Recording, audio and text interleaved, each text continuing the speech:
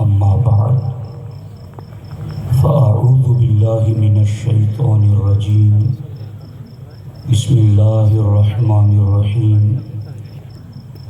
واتبع سبيل من أناب إلي صدق الله العلي العظيم وصدق رسوله النبي الأمين المختار الكريم الرؤوف الرحيم۔ رونق اسٹیج مفتی راجستھان حضرت علامہ مفتی شیر محمد صاحب قبلہ اطال اللہ عمرہ و ادام فیوزہ علینا، رونق اسٹیج مفتیان کرام، علماء ذوی الاحترام، حاضرین محفل، السلام علیکم ورحمۃ اللہ وبرکاتہ۔ انتہائی احترام و عقیدت کے ساتھ حضور سید المرسلین، خاتم الانبیاء، شفیع المذنبین، رحمت للعالمین، خاتم المعصومین، راحت العاشقین، صلی اللہ تعالی علیہ وآلہ واصحابہ وبارک وسلم کی بارگاہ میں اپنی غلامی کا ثبوت دیں، اور جس طریقے سے میں پڑھا ہوں میرے ساتھ مل کر حضور دل کے ساتھ نذرانہ محبت پیش کریں۔ الصلاۃ والسلام علیک یا رسول اللہ، الصلاۃ والسلام علیک یا حبیب اللہ، الصلاۃ والسلام علیک یا نبی اللہ، وعلی آلک و اصحابک یا نور اللہ،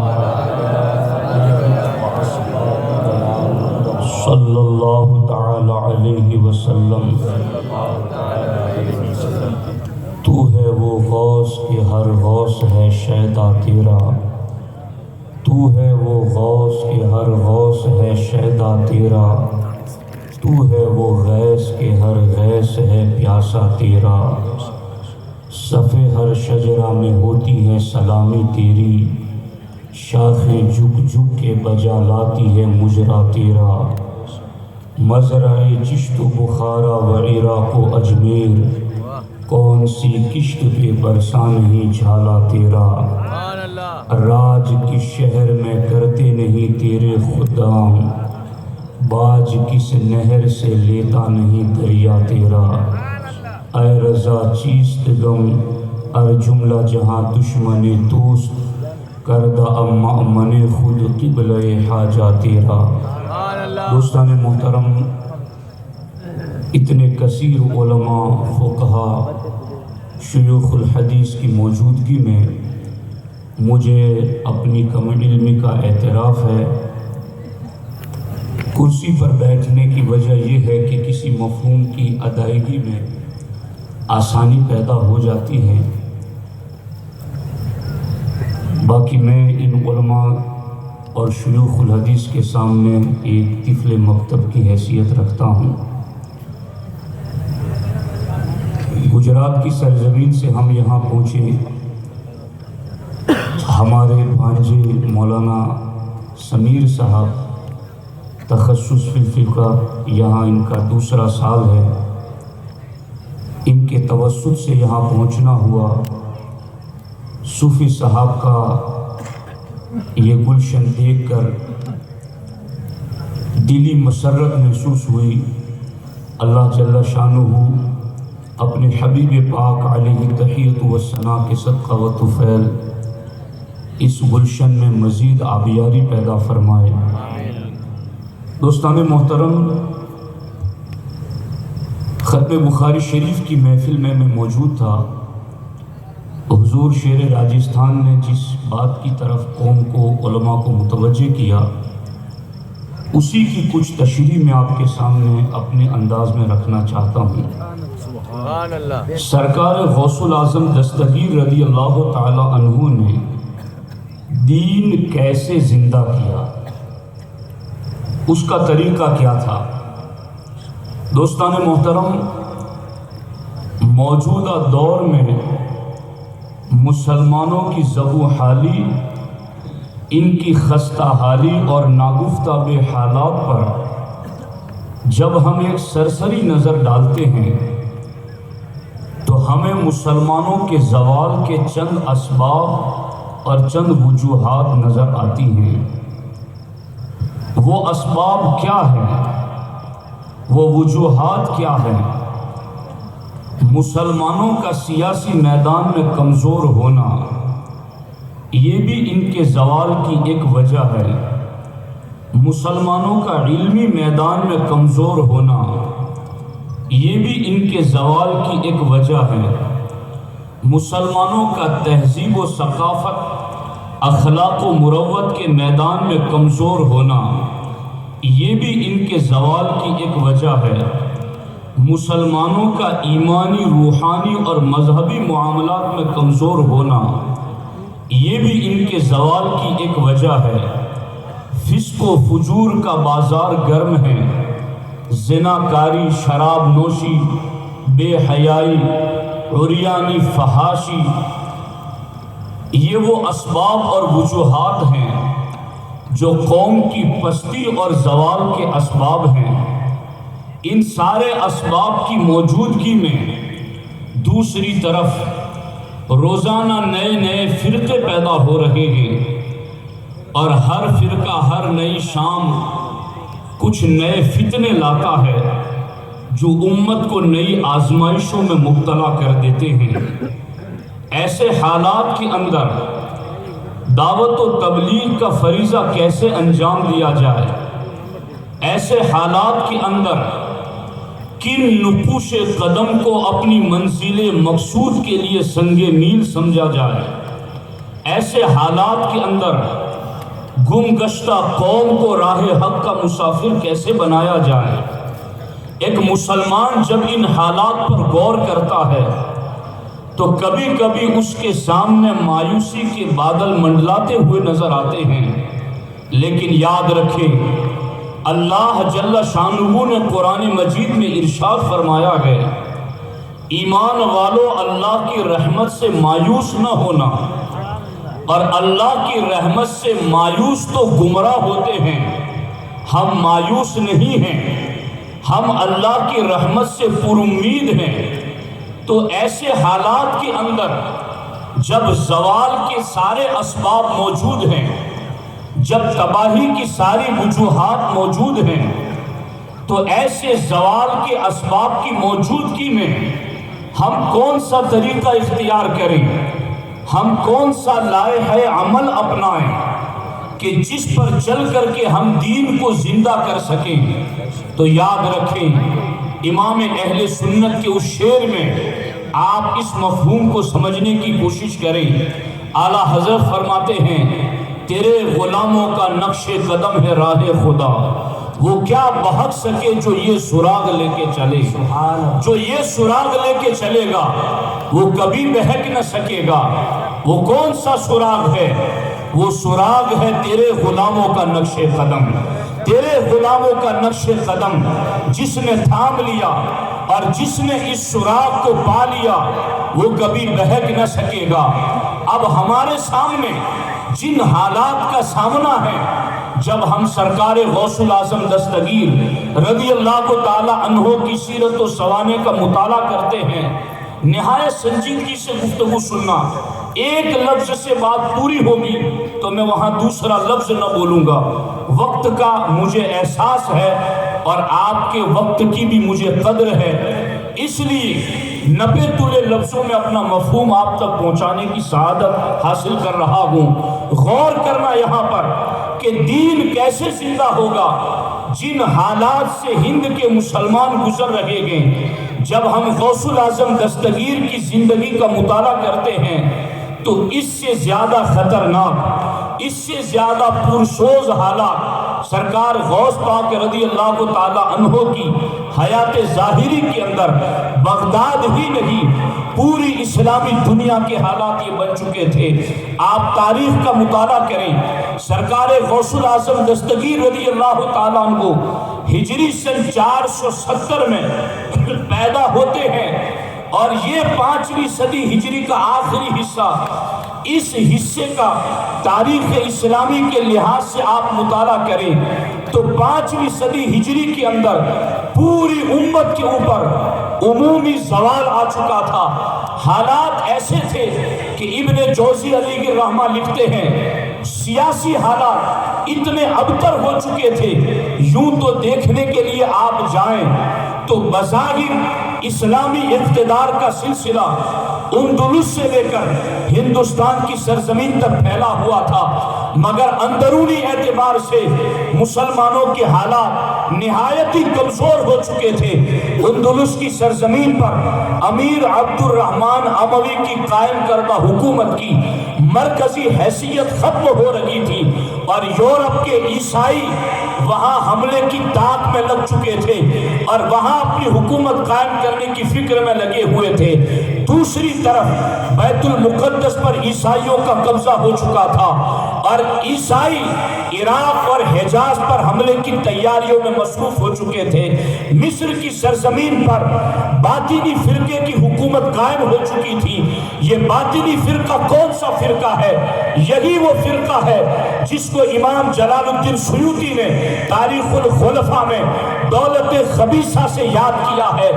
یہ وہ بدترین فرقہ تھا جس نے 20 سال تک کے لیے دیوار کعبہ کو حجر اسود سے محروم رکھا اور حجر اسود کو نکال کر اپنے یہاں لے گئے۔ یہ وہ بدبخت فرقہ تھا جو اپنے باطل اور الہاد پرست عقائد اور نظریات کو پھیلانے کے اندر مصروف ہو چکا تھا۔ ادھر ہندوستان کے حالات یہ تھے کہ سلطان محمود کے جانشین دن بدن کمزور ہوتے جا رہے تھے اور ہندی راجے مہاراجے اپنی پرانی ذلتوں اور شکستوں کا انتقام لینے کے لیے جڑ بھی چکے تھے اور تیاریوں میں مصروف ہو چکے تھے۔ اس طرح سے آپ پوری دنیا کے حالات اس دور میں پڑھ لیں۔ بغداد کی مرکزی حکومت خلافت بغداد اپنی شان و شوکت کھو چکی تھی اور سلاطین اور سلجوق آپس ہی کے اندر دستوں گریباں تھے۔ حالات یہ تھے افریقہ کی سرزمین پر مرابطین اور موحدین یعنی محمد بن تمرد اور دوسری طرف یوسف بن تاشکین کے لڑاکے آپس میں جنگ کے اندر مصروف ہو چکے تھے۔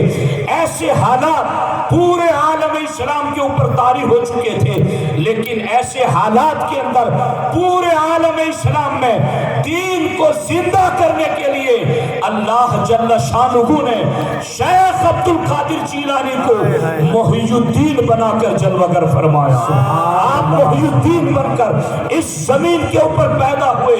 آپ نے حالات کو دیکھا، حالات کو پرکھا۔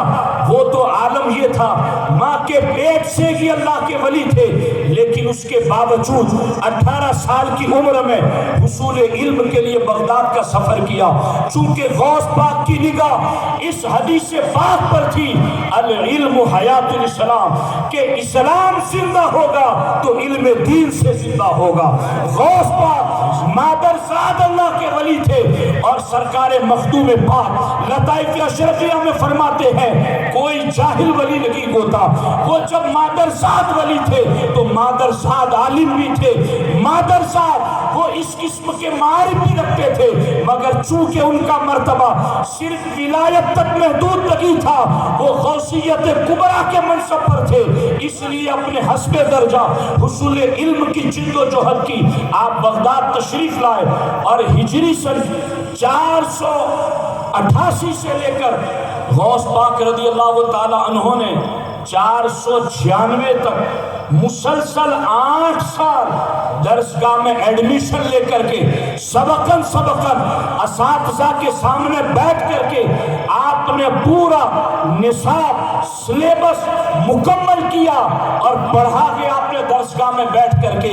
دوستو 488 سے لے کر کے 496 تک یہ 8 سال کا عرصہ غوث پاک نے درسگاہ میں بیٹھ کر کے پڑھا ہے، اساتذہ سے پڑھا ہے، سبقاً پڑھا ہے، نصاب پورا کیا ہے، سلیبس مکمل کیا ہے۔ جب غوث پاک نے یہ پڑھ لیا، اب کیا ہوا؟ اس پڑھے ہوئے کو اپنے آپ پر نافذ کرنے کے لیے سرکار غوث پاک نے ہجری سن 496 سے لے کر ہجری سن 521 تک مسلسل 25 سال غوث پاک نے اس پڑھے ہوئے کو اپنے وجود پر نافذ کیا، اپنے آپ پر نافذ کیا۔ غوث پاک فرماتے گئے میں جب اس پڑھے ہوئے کو اپنے وجود پر نافذ کرنے کے لیے نکلا، جنگلات کی سیر کی، عالم یہ تھا، شیخ محقق فرماتے ہیں نہ میں کسی کو جانتا نہ کوئی مجھے جانتا، جنات میرے پاس آتے، میرے پاس سبق پڑھتے، میں نے دریائے دجلہ کے کنارے سبز گھاس کو اتنی مدت تک کھایا کہ میری گردن کا رنگ بھی سبز ہو چکا تھا۔ غوث پاک نے بھوک اور پیاس کی شدت میں اس طریقے سے علم حاصل کیا ہے کہ غوث پاک فرماتے ہیں کئی مرتبہ لوگ یہ سمجھ کر کے ان کے جسم سے روح نکل چکی ہے، مجھے تختہ غسل پر لٹا کر جب پانی ڈالتے میں اٹھ کر کے بیٹھ جاتا اور پھر میں اپنے کام میں لگ جاتا، کبھی کبھی کسرا کے کھنڈرات کی طرف جاتا کہ کوئی گری پڑی چیز مل جائے، میرا لقمہ ہو جائے۔ جب میں وہاں پہنچتا تو مجھ سے پہلے 70 اولیاء کرام کو وہاں اسی تلاش میں سرگردہ دیکھتا، واپس چلا آتا۔ غوث پاک نے اس طریقے سے علم دین حاصل کیا اور اس پڑھے ہوئے کو اپنے وجود کے اوپر نافذ کیا۔ اب غور کرو یہاں پر میں علماء کرام جو سرپرستی فرما رہے ہیں، تکبیر، نعرہ رسالت، نعرہ رسالت، علماء اہل سنت حضرت علامہ مفتی عبدالسلام صاحب قبلہ، نعرہ تکبیر، نعرہ رسالت۔ میں ان مقتدر علماء کرام کی موجودگی میں اس بات کو آپ کے سامنے ظاہر کر رہا ہوں، غوث پاک جو صرف پیر نہیں، پیران پیر ہیں، روشن ضمیر ہے، دستگیر ہے، فرد الافراد اور قطب الاقطاب ہے۔ غوث پاک نے پہلے علم دین حاصل کیا، پھر طریقت کا سفر کیا، پھر تصوف کا سفر کیا۔ اس لیے آج بھی جسے دین زندہ کرنا گئے وہ پہلے علم حاصل کرے پھر تصوف کی بات کرے، پہلے سبقاً پڑھے پھر طریقت کی بات کرے۔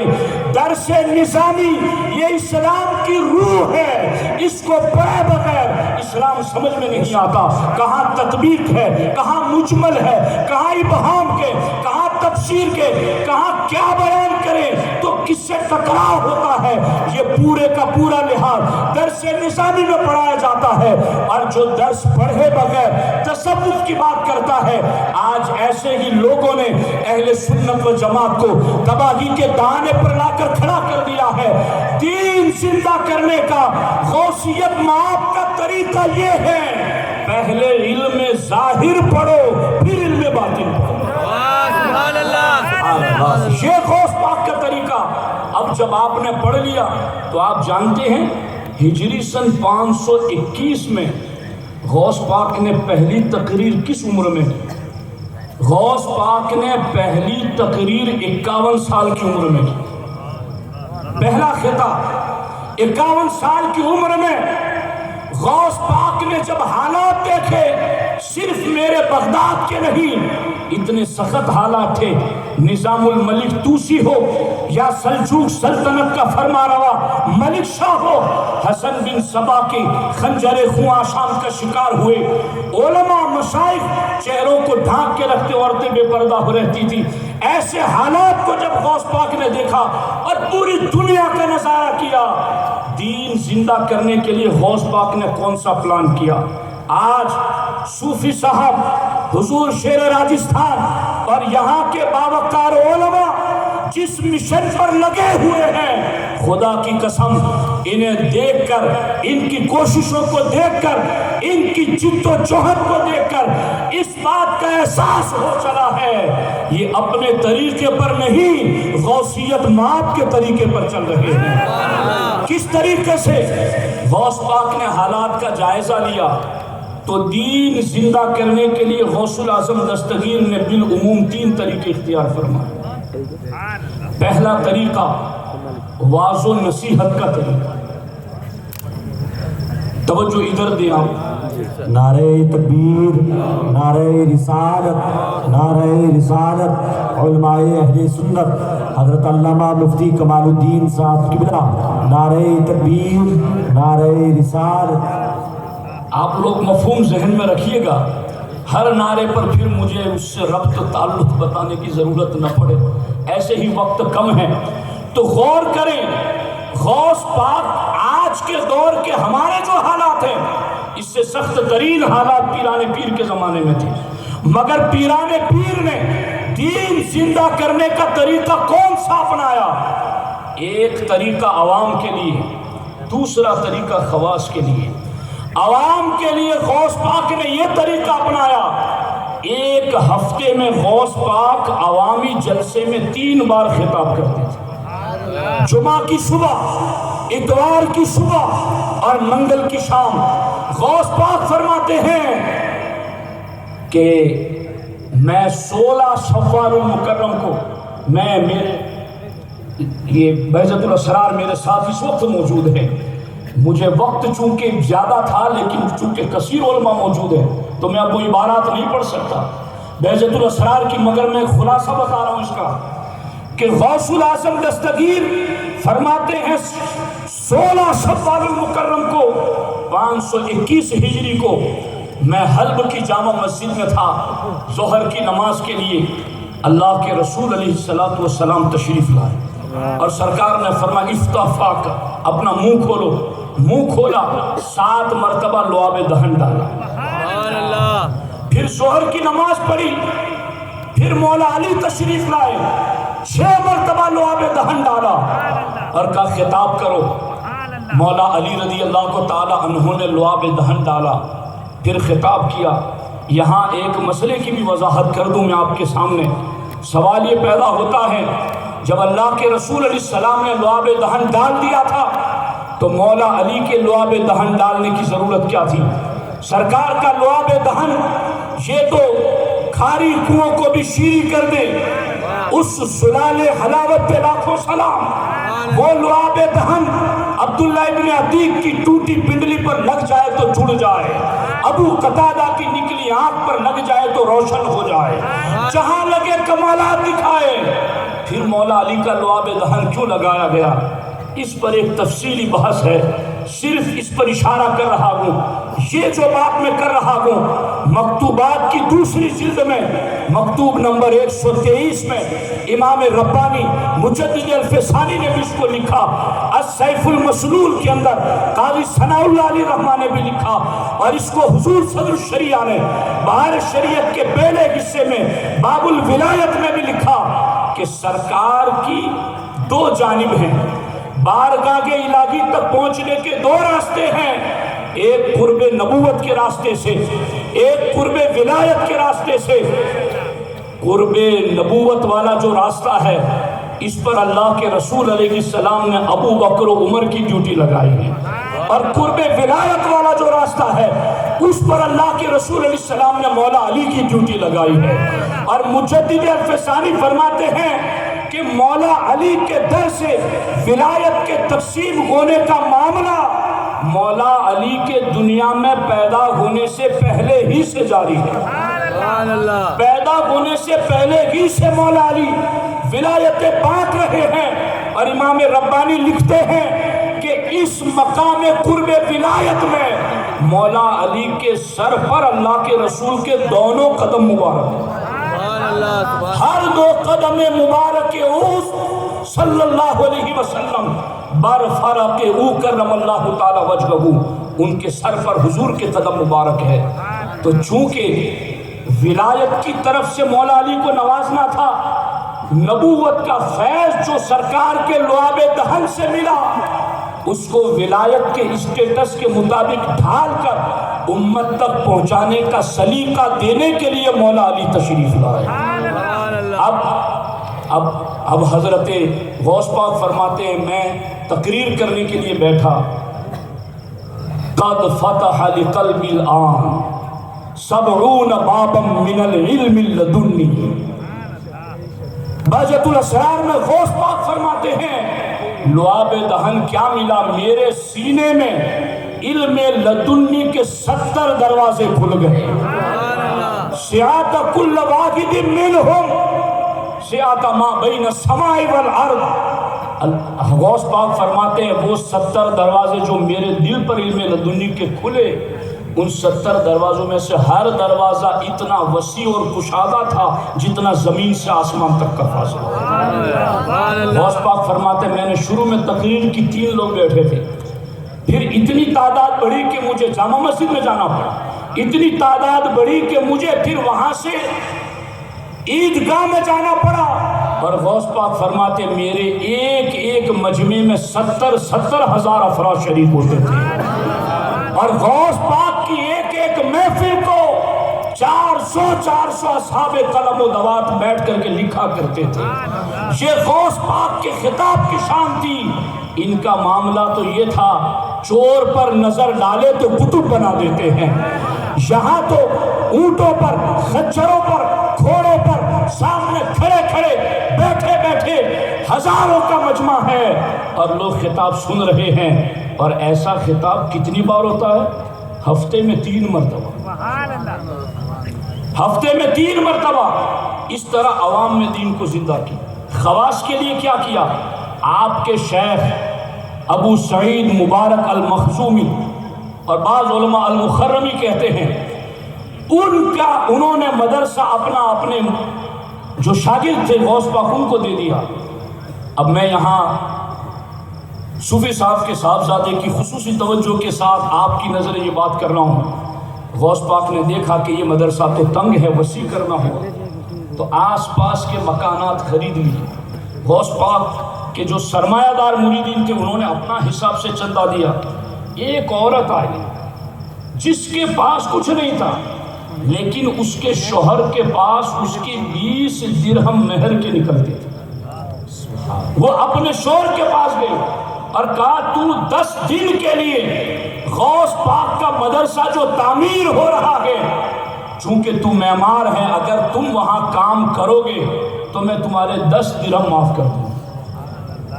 پھر وہ اپنے شوہر کو لے کر لکھت کرا کر غوث پاک کے پاس آئی، اور وہ کاغذات بھی انہوں نے غوث پاک کے ہاتھ میں دیے، حضور جب یہ مقررہ مدت تک کام کرے تو یہ کاغذات انہیں واپس دینا۔ تو اس طرح سے بھی عورتوں نے حصہ لیا اور دین کے فروغ میں آگے بڑھی۔ اب غوث پاک رضی اللہ تعالیٰ عنہ نے مدرسے میں بیٹھ کر پڑھایا۔ ایک دن میں ہم تو 6 گھنٹے پڑھاتے ہیں، 7 گھنٹے پڑھاتے ہیں، 1-8 گھنٹے خالی رہتی ہے۔ غوث پاک ایک دن میں 17 پیریڈ پڑھاتے تھے۔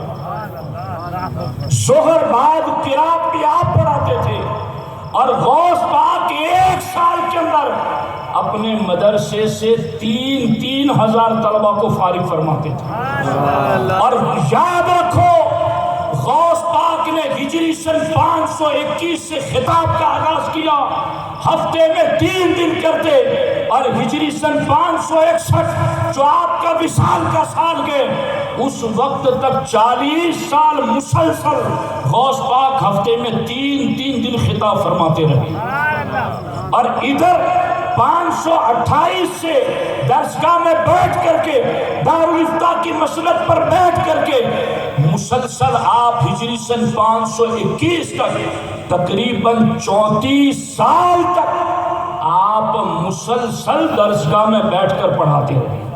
ادھر عوام کو فیضیاب کے، ادھر علماء کو تیار کیا۔ اب توجہ ہو تو بس 5 منٹ میں گفتگو کا خلاصہ سن لو۔ پوری دنیا کے حالات یہ تھے، اب جن کو تیار کیا غوث پاک نے عوامی مجمع میں خطاب کر کر کے یا درسگاہ میں بیٹھ کر خواص علماء کی فوج تیار کر کے، حضور شیر راجستھان فرما رہے تھے کہ اب لڑائی اور جنگ کی بات مت کرو، علمی میدان کے اندر آگے بڑھو، اور علم کے میدان میں بڑھ کر کے اپنی فتح اور نصرت کے جھنڈے تمہیں گاڑنے ہوگے۔ میں حضور ہی کا مفہوم اپنے لفظوں میں آپ تک پہنچا رہا ہوں کہ غوث پاک نے جب دین زندہ ان دو طریقوں سے کیا، عوام کے لیے اور خواص کے لیے، تو پتا ہے پھر دین کیسے زندہ ہوا؟